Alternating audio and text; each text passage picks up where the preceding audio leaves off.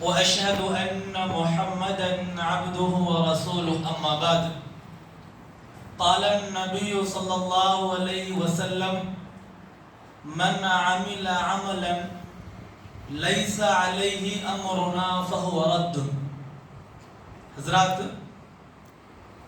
اللہ کے رسول صلی اللہ علیہ وسلم ارشاد فرماتے ہیں کہ جس نے کوئی بھی ایسا عمل، کوئی بھی ایسی عبادت، کوئی بھی ایسا کام کیا جس پر نبی کی مہر نہیں لگی ہے، جو سنت کے مطابق نہیں ہے، تو وہ کام مردود ہے، وہ کام بیکار ہے. دیکھیے، آج کی رات ہمارے مسلمانوں کی ایک بہت بڑی تعداد رات جاگنے والی، قبروں پر جا کر رات گزارنے والی، گھوم کر کے ٹہل کر کے آج کی رات گزارنے والی، آج ایسے لوگوں کا ارادہ ہے. دیکھیے، یہ جو شریعت ہے اور دین ہے، یہ کسی کے باپ کی جاگیر نہیں ہے. آپ دین کے نام پر کوئی بھی نئی عبادت نہیں کر سکتے. آپ کو اپنا جو کرنا ہے کیجیے، لیکن اس کو دین کا نام نہیں دے سکتے ہیں. آپ سنیں، پہلے اللہ رب العالمین نے کیا فرمایا ہے؟ وَمَا خَلَقْتُ الْجِنَّ وَالْإِنسَ إِلَّا لِيَعْبُدُونَ. عبادت کے لیے ہم کو پیدا کیا ہے، اور عبادت کے طریقے سکھانے کے لیے اللہ رب العالمین نے انبیاء کرام کو بھیجا. اور ہر عبادت اللہ رب العالمین نے جبرائیل امین کو سکھایا، اور جبرائیل امین نے آ کر کے اللہ کے رسول کو بتایا، اور آپ نے تمام کے تمام صحابہ کرام کو سکھایا. جتنی عبادت کے قسمیں ہیں، طریقے ہیں اور کیفیت ہے، سب حدیثوں کے اندر موجود ہے. آپ جا کر کے دیکھیں، سال بھر میں شب قدر کے علاوہ کسی رات میں جاگ کر کے عبادت کرنے کا ثبوت نہیں. صرف رمضان میں جو قدر والی رات، جس کو ہم لیلۃ القدر کہتے ہیں یا شب قدر کہتے ہیں، ان کے علاوہ اور کوئی ایسی رات آپ کو نہیں ملے گی جس میں تفصیل کے ساتھ ہو کہ آپ کو رات کو جاگنا ہے، کیسے جاگنا ہے، مخصوص طریقے اور مخصوص صفت کے ساتھ کوئی نماز نہیں. آپ کو میں ایک واقعہ بتاؤں تاکہ بات سمجھ میں آئے آپ کو. شہد، یہ اللہ رب العالمین نے حلال بنایا ہے، اور شہد کے اندر اللہ رب العالمین نے شفا رکھا ہے. اگر آدمی شفا سمجھ کر کے شہد کو استعمال کرتا ہے، اس میں اس کے لیے شفا ہوگا انشاءاللہ. نبی ہیں، نبی نہیں، تمام نبیوں کے سردار ہیں، اور آپ نے شریعت کے اندر اتنا سا دخل اندازی کی، اللہ رب العالمین کو جلال آ گیا. واقعہ کیا ہے کہ آپ کی بیویوں میں سے غالباً حضرت زینب نام شاید تھا، کسی بیوی کے پاس شہد تھا، تو آپ عشاء کی نماز پڑھ کر کے ان کے گھر پر جاتے، اور وہاں سے شہد پینے کے بعد پھر بعد میں حضرت عائشہ یا اور دوسری بیویوں کے پاس جاتے تھے. تو آپ کی بیوی حضرت عائشہ اور حضرت صفیہ کو تکلیف ہوتی، سوتن تھی آپس میں، کہ آپ روزانہ فلاں کے گھر جاتے ہیں عشاء کے بعد. تو ان دونوں نے آپس میں مشورہ کیا کیا کہ اگر میرے پاس پہلے آئیں گے تو میں بھی کہوں گی، تمہارے پاس جائیں گے تم بھی کہنا. کیا کہنا؟ کہ مغافیر کی بو آ رہی ہے. آپ شہد جب کھول کے سونگیں گے نا، ایک ہلکی سی اسمیل آتی ہے. تو مغافیر جو ہے ایک طرح کی گود کی طریقے سے کوئی چیز تھی جس سے بدبو آتی تھی. تو حضرت صفیہ نے یا حضرت عائشہ نے جب آپ عشاء کے بعد شہد پی کر کے پہنچتے ہیں تو کہتے ہیں کہ آپ کے منہ سے مغافیر کی بو آ رہی ہے. اتنا کہنا تھا بس. آپ نے کہا کہ نہیں، میں نے شہد پیا ہے، اور آج سے میں وعدہ کرتا ہوں کہ میں اب کبھی شہد کو ہاتھ نہیں لگاؤں گا. دیکھیے ایک حلال چیز جس کو اللہ رب العالمین نے حلال بنایا تھا، نبی ہے جو شریعت کو اور دین کو لوگوں تک پہنچانے والے ہیں، آپ نے صرف اتنا کہہ دیا کہ آج کے بعد سے میں شہد نہیں پیوں گا۔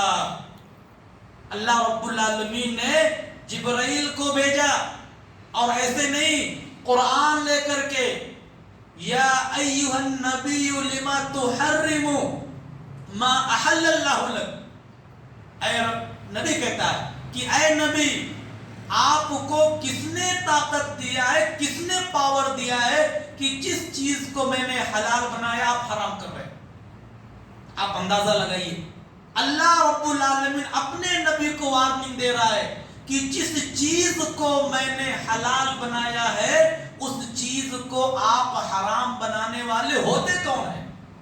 اس حدیث کو میں آپ کے سامنے اس لیے پیش کر رہا ہوں کہ جو ہمارا دین ہے وہ نبی کے زمانے میں مکمل ہو چکا تھا۔ میدان عرفات میں، عرفہ کے میدان میں حجۃ الوداع کے موقع پر اللہ رب العالمین نے اعلان کر دیا الیوم لکم الیوم اکملت لکم دینکم، کہ آج کا دن مکمل ہو چکا ہے۔ دین آج کے دن پورا دین مکمل ہو چکا ہے۔ چھوٹی سی چھوٹی بات، بڑی سے بڑی بات آپ نے اپنے صحابہ کرام کو بتا دی ہے۔ اب بتائیے جب دین مکمل ہو چکا ہے نبی کے زمانے میں، تو پھر اس دین کے اندر نئی چیز کو عبادت کے نام پر داخل کرنے کی کیسے انسان کو جرأت اور ہمت ہوتی؟ آپ اندازہ لگائیے کتنی بہادری کی بات ہے کہ دین کا نام لے کر کے، دین کے سہارے پر طرح طرح کی بدعات اور طرح طرح کی چیزیں، خرافات عوام کے سامنے پیش کی جاتی۔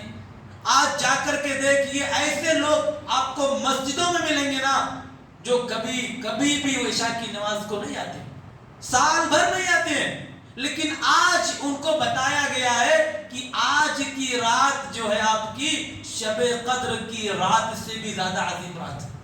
ان کو بتایا گیا ہے کہ اگر آج کی رات آپ نے کسی طریقے سے جاگ کر گزار دی ہے نا، اور آپ نے کچھ نمازیں پڑھ لی ہیں، تو آپ کے سارے گناہ معاف ہو جائیں گے، اگلے 1 سال تک آپ کے اوپر کوئی گناہ نہیں لکھا جائے گا۔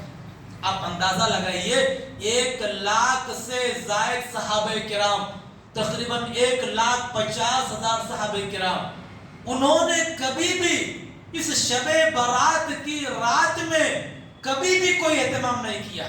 صحابہ تو دور کی بات ہے، اور جو ہمارے محدثین ائمہ جن کو ہم بڑے مشہور اور معروف ہمارے درمیان ہیں، امام احمد بن حنبل رحمۃ اللہ علیہ، امام مالک رحمۃ اللہ علیہ، امام شافعی، اور تمام امام کے جو بڑے مانے جاتے ہیں، امام اعظم ابو حنیفہ جن کو کہا جاتا ہے، انہوں نے بھی شب برات نہیں منایا۔ اور بتاؤں میں آپ کو، شب برات یہ عربی لفظ ہے ہی نہیں ہے۔ یہی سب سے بڑی دلیل ہے کہ یہ حدیث کی بات نہیں ہے، یہ اللہ رب العالمین کی بات نہیں ہے، یہ لوگوں کا اپنی طرف سے۔ شب کہتے ہیں رات کو، اور یہ فارسی زبان ہے۔ قرآن اور حدیث فارسی زبان میں نہیں آئے۔ آپ کو دیکھنا ہے نا، یہ شعبان کا مہینہ ہے، آپ حدیث اٹھائیے، آپ کو شعبان کے بارے میں حدیث ملے گی، شعبان کی فضیلت آپ کو ملے گی، شب برات نہیں ہے۔ اور میں نے اس سے پہلے کہا تھا آپ کو جمعہ میں کہ شعبان کی جو فضیلت ہے وہ یہی ہے کہ اس مہینے میں آپ کثرت سے روزہ رکھتے ہیں۔ شعبان کی 15ویں تاریخ کو یا شعبان کے 15ویں تاریخ کے بعد والی دن کو روزہ رکھنے کا ثبوت حدیث میں نہیں ہے۔ کثرت سے روزہ رکھنے والا کوئی نہیں آج، لیکن جاگ کر کے لوگوں کو پریشان کر کے، آوازیں نکال کر کے، خبرستان پہ اسراف اور فضول خرچی کر کے ان کو مزہ آتا ہے۔ آپ جانتے ہیں اللہ رب العالمین نے کیا فرمایا ہے کہ اسراف اور فضول خرچی نہ کرو۔ اسراف اور فضول خرچی کرنے والے شیطان کے بھائی ہیں۔ ان المبذرین کانوا اخوان الشیاطین فرمایا ہے۔ آپ یہ بتائیے جو مردے قبر کے اندر ہیں، آپ ان کی قبروں پہ لائٹ جلا کر کے، ان کی قبروں پہ پھول ڈال کر کے آپ امت کو کیا پیغام دینا چاہتے ہیں؟ کیا بتانا چاہتے ہیں؟ کتنے ایسے غریب ہیں جن کے گھروں میں کھانے کے لیے سامان نہیں ہے، کتنے ایسے مسلم غریب بچیاں جن کی شادی نہیں ہو رہی ہے، سامان نہیں ہے ان کے پاس، پیسے نہیں ہیں ان کے پاس، کتنے ایسے بچے ہیں جو آگے تعلیم حاصل کرنا چاہتے ہیں، کوئی سپورٹ کرنے والا نہیں ان کا، لیکن اس میں ہم آگے نہیں جائیں گے۔ ہم کو شیطانی راستے بڑے اچھے لگتے ہیں، ہم کو ایسے کام جس میں محنت نہ کرنا پڑے، ہم کو ایسے کام اچھے لگتے ہیں۔ میرے دوستو، میں بار بار آپ کے سامنے کہتا ہوں، حضرت حذیفہ رضی اللہ تعالیٰ عنہ کا قول آپ یاد کر لیں، کل عبادت لم يتعبدها صحاب رسول اللہ فلا تعبدوها۔ آپ سن لیں، یاد کر لیں کہ ایک مشہور صحابی کہتے ہیں، ہر وہ عبادت جس کو صحابہ کرام نے نہیں کیا ہے تو آپ کو بھی نہیں کرنا ہے، آپ کو بھی کرنے کی ضرورت نہیں ہے۔ کیا ہم صحابہ کرام سے افضل ہیں؟ آپ کیا پیغام دینا چاہتے ہیں امت کو؟ آنے والے جو نسلیں کیا سمجھے گی اس کو؟ ہم نے دین بنا کر کے رکھ دیا ہے۔ کل جمعہ ہے نا، جمعہ کے دن اتنا اہتمام نہیں ہوگا جتنا آج کی رات میں ہو رہا ہے۔ کیا دلیل ہے؟ کس طریقے سے آپ یہ کام کرنا چاہتے ہیں؟ جب شریعت کے اندر اللہ کے نبی کو کسی چیز کو داخل کرنے، کسی چیز کو نکالنے کی اجازت نہیں ہے، تو پھر عام آدمی، عام عالم، کوئی مفتی دین کے اندر کیسے داخل کر سکتا ہے؟ اسے ہمت کیسے ہوئی کہ شریعت کے اندر کچھ مداخلت کرے؟ جب رب العالمین نے اپنے نبی سے کہہ دیا کہ جس چیز کو ہم نے حلال بنا دیا ہے، آپ نے حرام کیسے کر دیا اس کو؟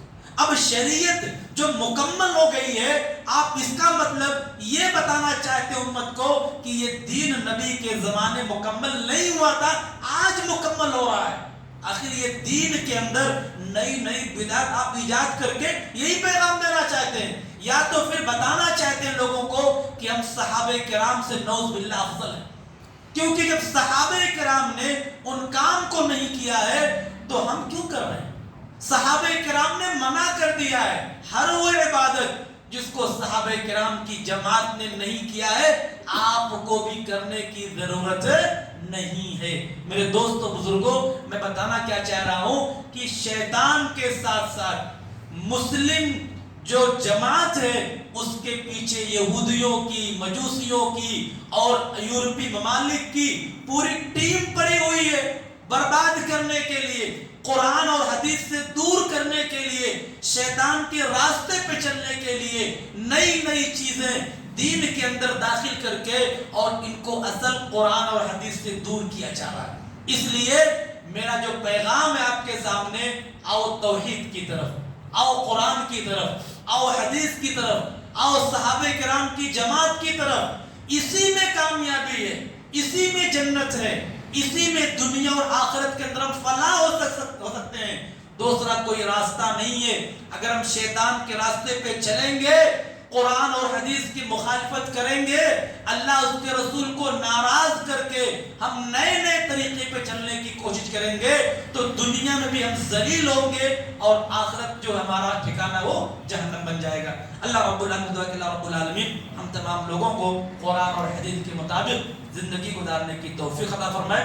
اللہ رب العالمین ہم تمام لوگوں کو قرآن اور حدیث کے مطابق جو چیزیں اور عبادتیں کرنے کی ہیں ان عبادتوں کو انجام دینے کی توفیق عطا فرمائے اور خرافات سے، بدعات سے بچنے کی توفیق عطا فرمائے۔